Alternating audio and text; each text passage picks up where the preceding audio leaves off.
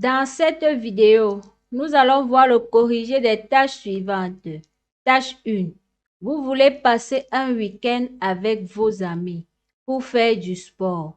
Vous leur écrivez une lettre pour proposer ça en citant la date, le lieu, le programme.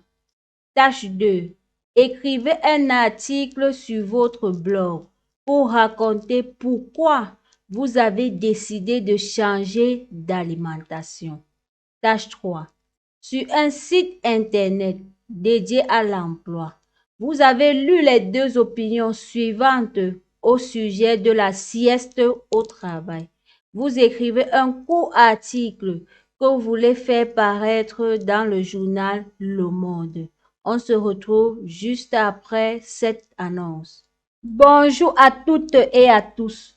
Suite à la demande de nombreux d'entre vous, je suis heureuse de vous annoncer que nous lançons dès à présent les souscriptions pour notre chaîne. Cela signifie que vous pourrez souscrire pour avoir accès tous les 2 jours au corrigé des sujets actuels et fréquents de tous les centres d'examen dans le monde, des épreuves d'expression écrite et orale.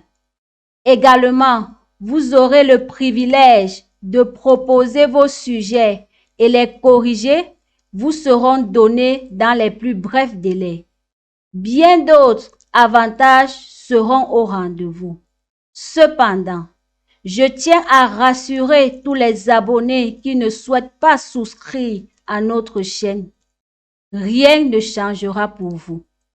Vous pourrez continuer à accéder à tous nos contenus gratuits comme avant. Les souscriptions sont uniquement destinées à offrir des avantages supplémentaires pour ceux qui souhaitent en bénéficier. Nous espérons que vous serez aussi excités que nous à l'idée de ces nouvelles souscriptions et nous vous remercions pour votre soutien continu. Pour plus de détails, veuillez cliquer sur le premier lien qui se trouve dans la barre de description. Bonjour à toutes et à tous. Aujourd'hui, nous allons vous proposer une ébauche de correction des différentes tâches de l'épreuve d'expression écrite. Suivez attentivement. Je vous invite à vous abonner, liker et partager. Tâche 1.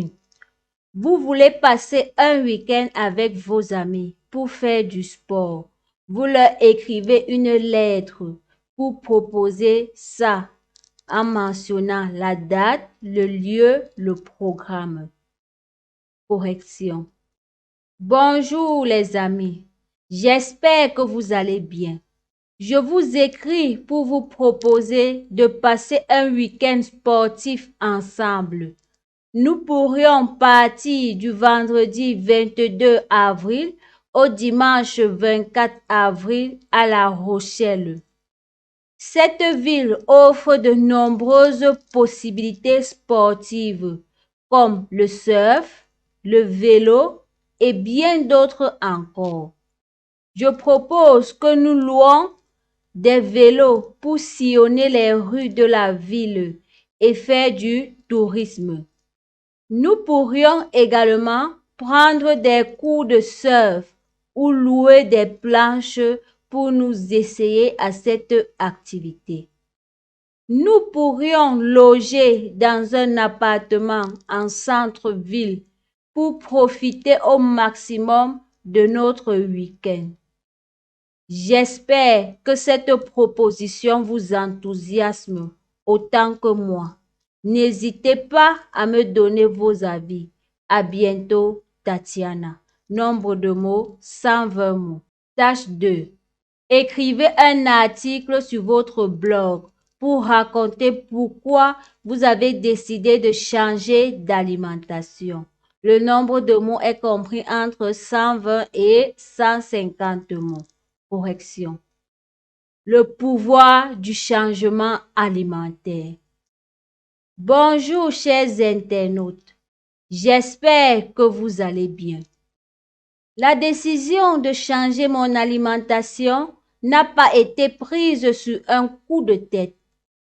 Au contraire, elle a été mûrement réfléchie et est le fruit de longues recherches sur les impacts de notre alimentation sur notre santé et notre environnement.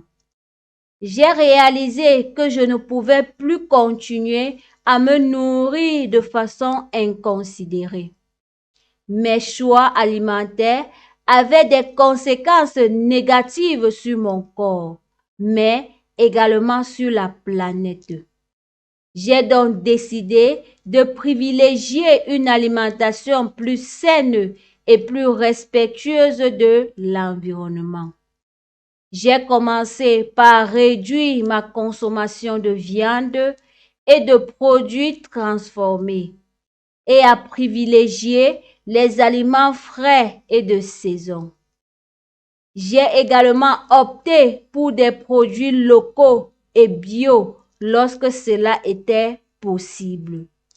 Je vous recommande de faire comme moi afin d'apporter votre contribution pour un monde plus sain. À bientôt, Sandra. Nombre de mots, 150 mots. Tâche 3. Sur un site internet dédié à l'emploi, vous avez lu les deux opinions suivantes au sujet de la sieste au travail. Vous écrivez un court article que vous voulez faire paraître dans le journal Le Monde. Document 1. D'après le site siestepourtous.com, une micro-sieste permettrait d'augmenter la productivité et la créativité des travailleurs de 35%, ce qui est un avantage considérable pour l'employé et l'employeur. Aussi, la sieste au travail permettrait d'augmenter la mémoire et donc la concentration. Un salarié reposé ne penserait plus à dormir et serait davantage disponible pour ses missions.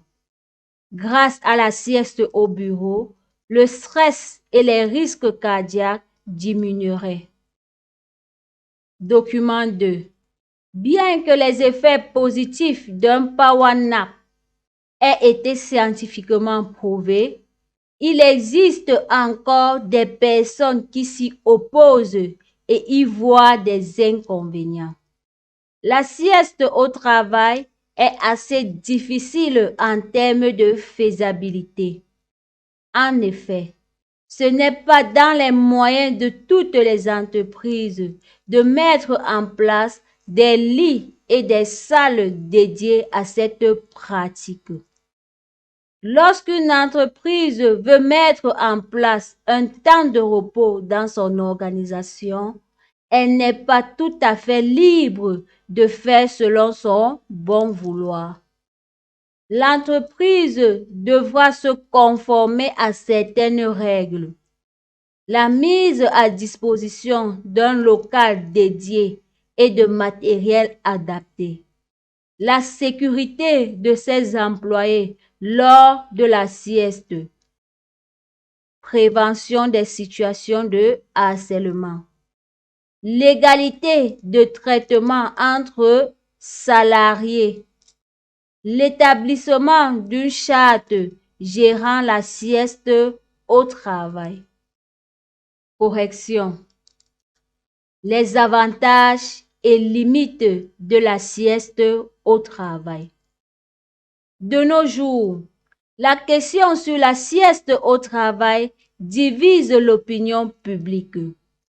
D'après le site siestepourtous.com, la sieste au travail contribue à l'amélioration de la créativité, la concentration et la réduction du stress.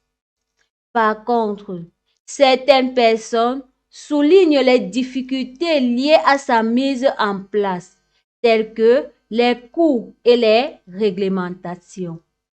À ce sujet, il est indéniable de reconnaître que la sieste au travail offre de nombreux avantages aux salariés et aux entreprises.